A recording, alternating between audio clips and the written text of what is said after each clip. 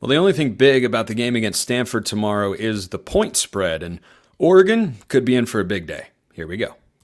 You are Locked On Ducks, your daily podcast on the Oregon Ducks, part of the Locked On Podcast Network, your team every day.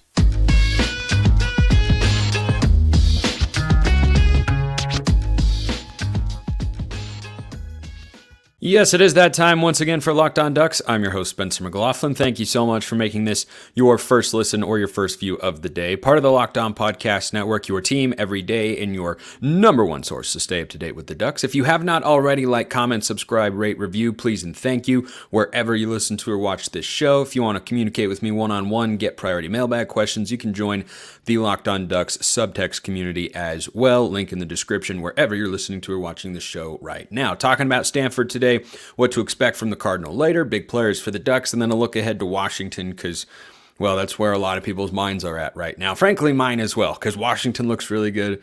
Oregon looks really good. We should have College Game Day for the first, not necessarily the last time, featuring the Ducks as the marquee matchup in college football in a couple weeks in Seattle. But let's talk about tomorrow. So, a lot of people could be in for a big day here against Stanford. This is just not a good Stanford team.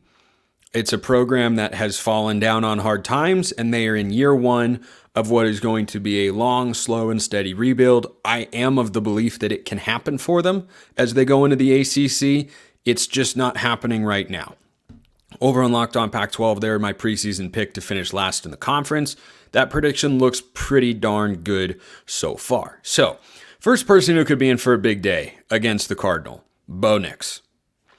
USC, which is the only comparable opponent to Oregon that Stanford has played at this point in time, and the score was, I think, 49-3 at the half. Wasn't good. USC threw for 393 passing yards in that game. Notice that I said USC, not Caleb Williams. USC went for 393. Caleb Williams had just over 280 of them. He also only had a small handful of incompletions. I believe the number was 3. So Bo Nix should be able to put up numbers that further his Heisman campaign, look good on a box score, shouldn't turn the ball over.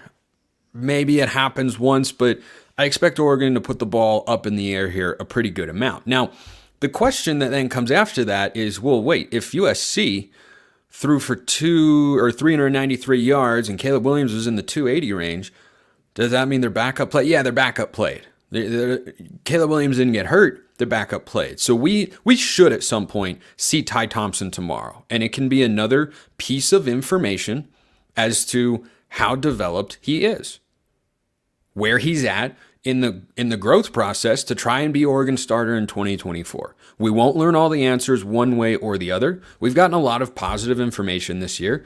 There's still more evidence that we would like to see. But Ty Thompson, if Oregon plays well, should get into the football game. Now, the reason that should happen is because Stanford this year is allowing over 300 yards passing to their opponents. They have played Hawaii, USC, Sacramento State, and Arizona. Now, they actually played well defensively against Arizona in this very stadium last week, a lot better than I thought they would. I think Oregon's personnel across the board is better than Arizona's. Their wide receivers are comparable, T-Mac and Jacob Cowing with Montana and Lamonius Craig. That's a really good trio. But Oregon also has a good trio. And the next kind of person or group of people I expect to have a big day, all of the wide receivers. I mean, everyone should be in line to see some action here. Curious to see if Chris Hudson makes his first catch of the season. We haven't seen him. Looks like he's just kind of been pushed down the depth chart, a la Byron Cardwell in 2022. Happens sometimes. We know Hudson's a talented player, but at this moment, it appears that Tez Johnson and Gary Bryant are ahead of him on the depth chart, as is Trayshawn Holden. So I think all the wide receivers could be poised for a big day. USC spread the ball around. Brendan Rice had a 75-yard touchdown. Dorian Singer had a touchdown. And Taj Washington. They have 3 receivers over 70 yards, and they really only played a half of football with their starters. So hopefully Oregon is able to put up a similar sort of score that doesn't require, and I talked about this on yesterday's show, the starters on either side to play well into the second half. They shouldn't have to go past early third quarter. The game should be in hand at that point. And, if Oregon is up 42-3 at the half, just as an example number, or 42-10, yeah, we shouldn't see Bo Nix in the second half for more than maybe one drive. You have to strike that balance between getting game reps and going out there, an opportunity to execute against a conference opponent, which is, a higher level than, say, Portland State, but you also got to have everybody healthy. So if Bo Nix plays the entire game on Saturday, that would not be the best vibe offensively, because that means that Oregon's not scoring the way they're capable of, and USC has an elite lineup of receivers, a great quarterback, and a great play caller. Guess what Oregon's got? And USC runs the ball really well. A great lineup of running backs, really good receivers, and a really good quarterback with a good play caller. So the Ducks should be able to spread the ball around as they have been doing. They should have a big day offensively and be able to put up a healthy number of stats in the first half. And then hopefully, get some other guys like Ty Thompson some experience. I hope Kyler Casper is able to catch his first touchdown. He's been so close a couple times. He had his man beat against Colorado, and I think Bo Nix kind of threw it behind him. But I think that would be really nice to see, and there are just a lot of guys who should get an opportunity to play in this football game. More players poised for a big afternoon.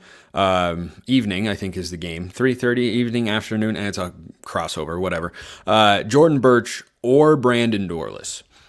This is a Stanford offensive line that does not grade well on PFF, does not pass the eye test, and the numbers haven't been good either. That is a trifecta of evidentiary points, leading us to believe, once again, Oregon's defensive front should have a big advantage here. So in 4 games, Stanford has allowed 13 sacks, which is not a great number. Oregon, in contrast, I think has allowed 2. USC, when they played the Cardinal, had 10 tackles for loss. 2 of those were sacks. And Oregon should be able to rack up similar style of numbers. Now, I'll get to Stanford's offensive philosophy, which is much different than what we're used to with the Cardinal from days past. But I think that the offensive line is one of the bigger weaknesses on this Stanford team, which is a weird thing to say. Like, the staple of every Stanford team over the years that's been good is, they're big and physical up front. They just don't have those sorts of guys at this point in time. They were a talent-deficient team a year ago. They lost a lot of starters from that team, and they can't replace them via the portal. And at halftime last year at Autzen Stadium, this game was 31-3. And since then, I felt that Oregon's team as a whole has taken a step forward, and Stanford has taken a step back. They lost to a very good, but still an FCS opponent in Sacramento State, Troy Taylor's old team. They lost to them at home on this field, and yet they almost beat Arizona last week.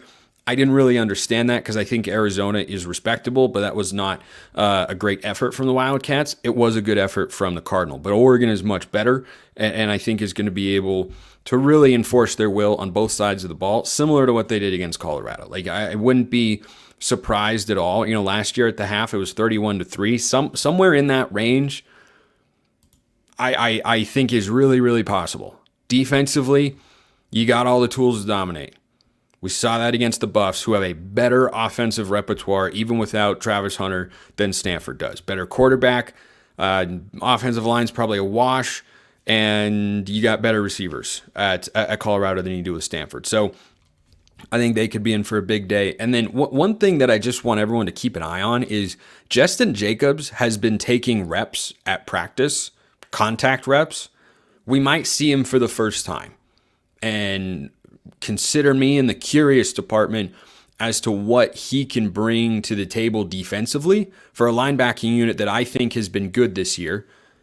But I'm always down to add athletic, dynamic playmakers and add depth to any particular unit. So curious to see if Jacobs goes. I would love for him to play, but I also want him to be able to be healthy as the season goes on. But I also don't want his first live game reps to come at Seattle, or against Washington State or Utah, which is what we have coming out of the bye, which is, boy, that's pretty darn tough. The Cardinal have players who will be making an impact at some level, hopefully not too much of a level, on Saturday. Who are those players? Well, any one of them, because Stanford has a bunch of smart kids, would tell you that Nutrafol is a great thing to get. You don't have to choose between better hair growth and your health. Nutrafol provides a whole body health approach for men that promotes healthier hair, no drugs, no compromises, just better hair. Men think losing their hair is inevitable.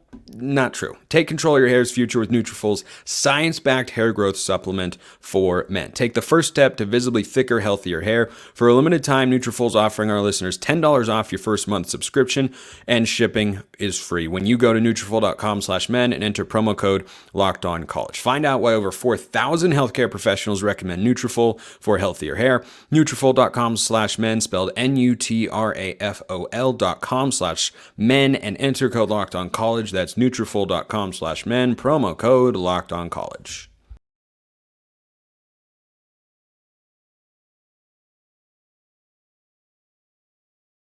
It's not like Oregon water, but still good. Love a good second segment sip. Okay, let's talk about Stanford. So, because there are players who we should be aware of.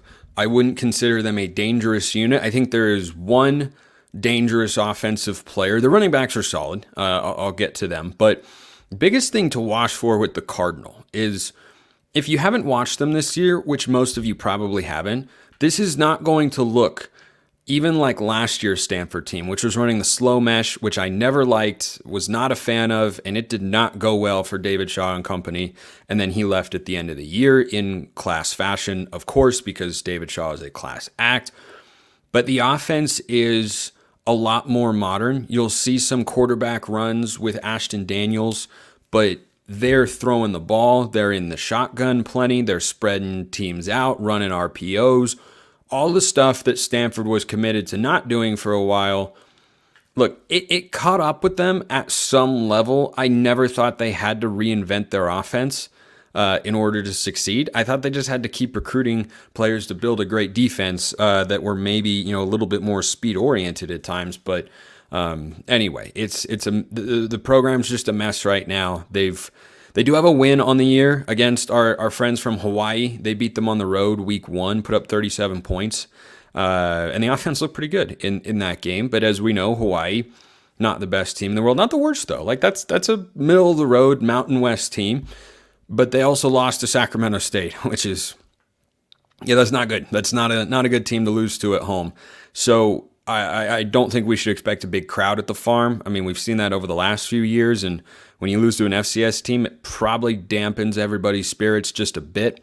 So this will probably be the lowest attended game, or the least attended game is the correct grammatical usage there, that Oregon plays all year in any stadium. So it's not going to be a big environment. It's a BYOE, bring your own energy sort of game, and Oregon's going to have to do that, because if they come out flat, there are some guys who can make noise. The most notable among them is Benjamin Jurasik. I think when you look at the lineup for Stanford on either side of the ball, Jurasik is the only one that I would say is capable of starting at Oregon.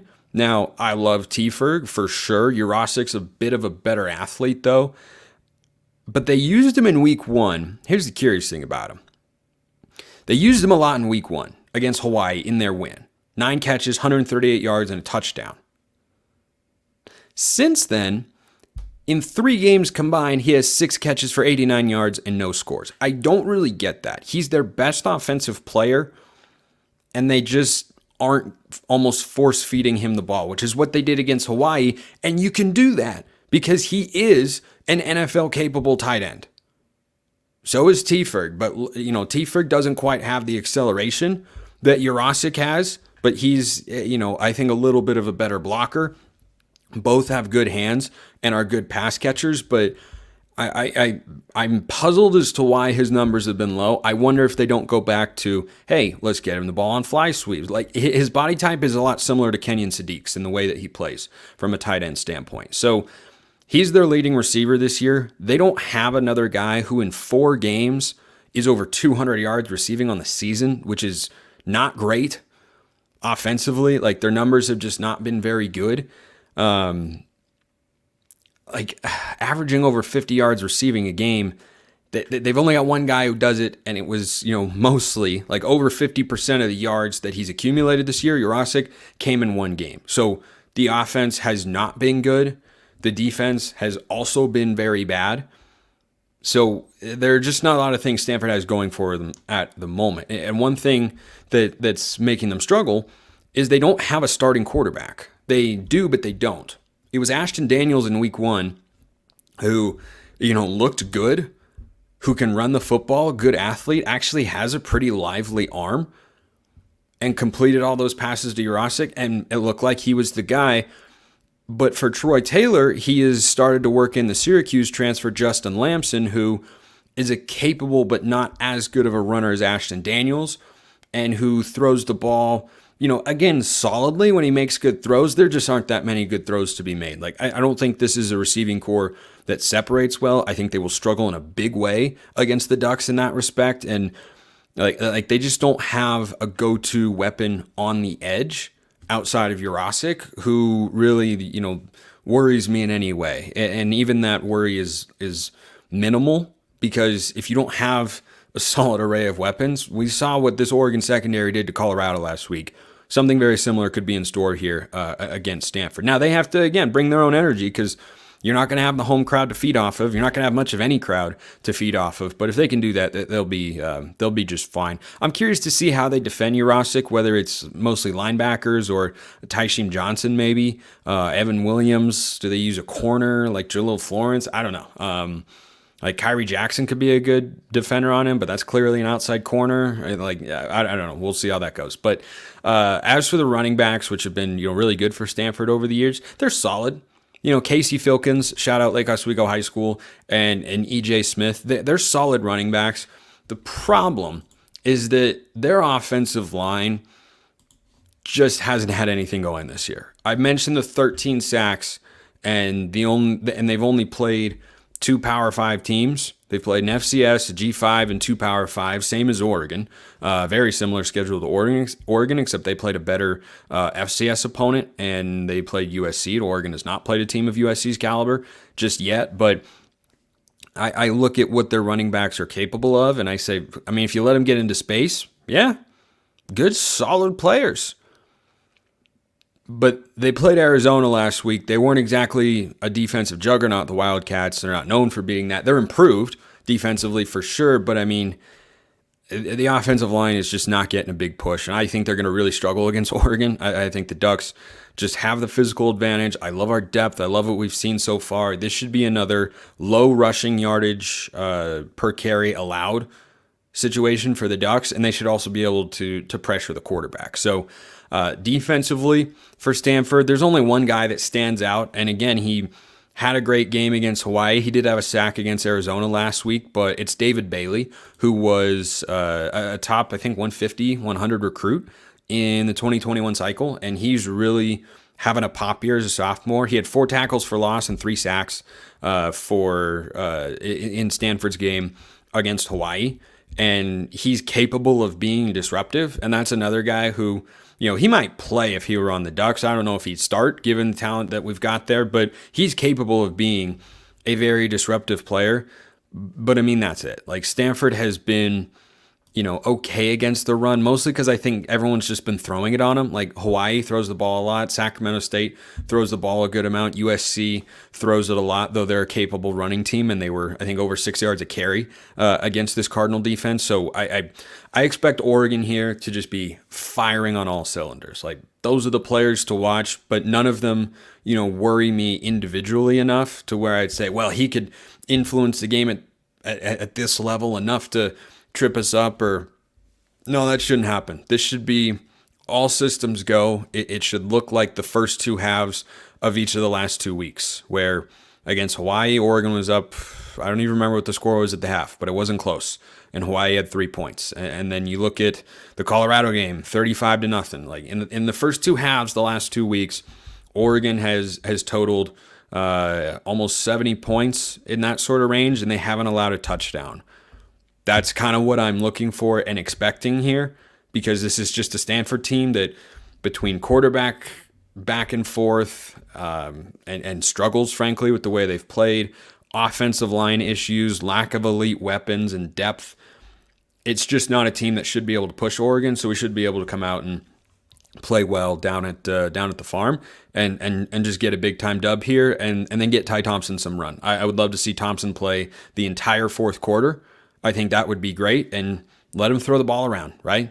Put him in a road environment, let him throw the ball around, run the offense, and I think they've done a good job when he's gotten in there of calling plays that actually give him a chance to succeed rather than just, dink and dunks sort of stuff, letting him actually make throws down the field. So that's everything there. But there's a look ahead factor. Like if Stanford were better, I would be worried about a look ahead.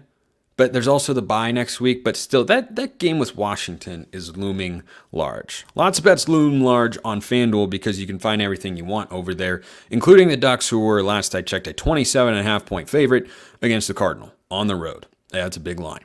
Snap in action this NFL season with FanDuel, America's #1 sportsbook. Right now, new customers can get $200 in bonus bets guaranteed when you place a $5 bet. That's $200 in bonus bets, whether you win or lose. If you've been thinking about joining FanDuel, there's no better time to get in on the action. The app, really easy to use, wide range of betting options, including spreads, player props, over-unders, and more. So visit FanDuel.com/lockedon and kick off the NFL season. Keep it rolling. College football action available as well. FanDuel, official partner of the NFL. All right, let's dive into the mailbag now. YouTube comments and Twitter, DMs and mentions wide open at Smalls_55 or at Locked On Ducks. If you want priority mailbag and the chance to communicate with me more effectively in a one-on-one sort of setting, go join the Locked On Ducks SUBTEXT community. That's available, link in the description, wherever you're listening to or watching this show as well. Just one question today, but one that poses a couple of interesting thoughts. This from Skirt Mayo. Spencer, with how Washington and Oregon are playing, is it safe to say whoever wins that matchup wins the Pac-12? Do you think Oregon will still go to the playoffs despite losing? Let me know your thoughts. So, let's start with the college football playoff element of it. Oregon can lose to Washington and still get to the college football playoff. They would have to win every game they play after that, but that is possible. The playoff hopes are not dashed with one loss.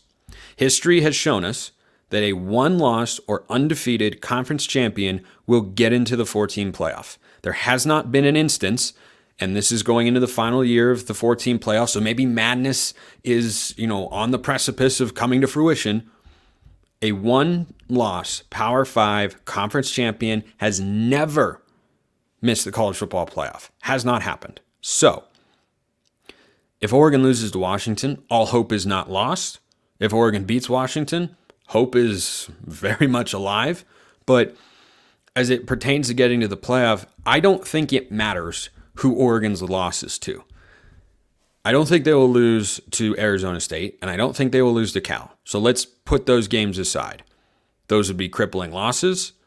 But also, if that were the only loss the Ducks had was an upset like that, they would have so many high-quality wins, they'd probably be able to cancel it out because this is the best conference in America that we're playing in here, the Pac-12, in its final year. The irony is just too great. We don't need to go into that right now. But for that game against the Huskies, if we lose, can we win the Pac-12? Yeah, we can. In fact, it could set up a rematch in the Pac-12 Championship game in Las Vegas. I will be in attendance for that game on December 2nd at Allegiant Stadium down there in Sin City, a place that I enjoy going to as much as the next guy, maybe even a little bit more. But Oregon has to win the Pac-12 to win or to get into the college football playoff. They do not have to beat Washington to do either of those things, but it makes it incredibly difficult because then you lose the head-to-head with Washington, who's a title contender this year in the Pac-12 and who's also vying for a college football playoff spot. And then you'd have to beat USC and Utah and Oregon State and win the Pac-12 title game all in a row. It's not to say that can't happen. It's just challenging to ask a team to win that many games in a row. Now, my preseason record prediction for the Ducks coming into this year was 10-2. I haven't wavered off of that at this point in time. I think Oregon can get to the Pac-12 title game. It might depend on tiebreakers because you're going to have one team probably who gets to 8-1 in conference play, maybe. But I also see a world in which everybody ends up at 7-2, and you just have to play out these tiebreaker scenarios, and it's all wild and crazy stuff. So I don't know that the winner of Oregon and Washington automatically wins the Pac-12, but they'll be well positioned to get to the title game because they'll have a head-to-head against one of the other contenders. And remember, Washington, Utah, USC, Oregon, and don't you dare forget about Washington State because they have a favorable schedule. But if you look at those top four, who I think are the four best teams, Washington State, though, is quite good. Washington plays Utah, Washington plays USC, Washington plays Oregon. Oregon plays Washington, Oregon plays Utah, Oregon plays USC. USC plays Utah, USC plays Washington, USC plays Oregon. So that's where the tiebreakers are going to make this all really messy. And the loser is not out of the college football playoff, nor is the loser out of the Pac-12 championship discussion. Because the team that wins is going to have demonstrated, yeah, okay, this team is here and ready to contend for a college football playoff spot, maybe even a national championship at this stage in the college football season, because the league or the sport is as wide open as it's ever been. Like there is so much competitive parity with how bad Alabama looks right now, and the fact that Georgia is good but not what they have been in the last couple of years, though still capable of winning it all, no doubt. There are more teams, and Joel Klatt has talked about this, I think he's absolutely right, that can win the national championship than at any time in recent memory. Now, where he's wrong is he says, well, that's why we need a 12-team playoff. No, wrong, incorrect, very bad, not a good answer. My man, Joel, just wrong.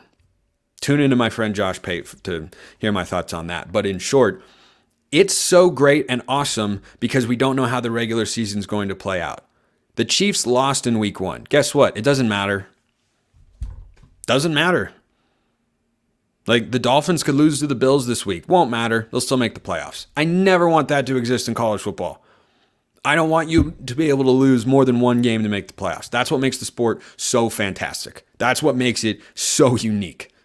And we're just going to do away with that. For money in television and this perceived sense of parity, like the best teams are winning. I noticed that we have this great sense of parity, by the way, before we go to a 12-team playoff. How interesting. Anyway, I'll get off my high horse for a moment and bring it back to this mailbag question. So, in short, losing does not remove us from the college football playoff discussion. It also depends on how we lose, not just stylistically, but also just realistically, right? If we go up and lose by 17 points to Washington, okay, yeah, we're probably not a playoff team. Maybe not a Pac-12 championship team because the league is so darn good. Whereas if we go up and win by 17 points, which I don't think is likely, but hey, anything's possible here. If we go up and win comfortably, then you look at it and go, oh, okay, this team is contending for a national championship because Washington's really, really good. Really, really good on both sides of the ball. I think Oregon's defense is better than the Huskies, but Washington's got the best passing offense in the country. And they've got a great quarterback. They've got outstanding wide receivers. Their offensive line is playing well. That game is going to be so, so big. It is not going to take either team out of their ultimate goals for the season, but it'll be some major bragging rights and what will probably be the highest ranked matchup in the history of the border war. Looking forward to it. Appreciate everyone listening. I'll see you next time. Have a wonderful rest of your day. And as always, go Ducks.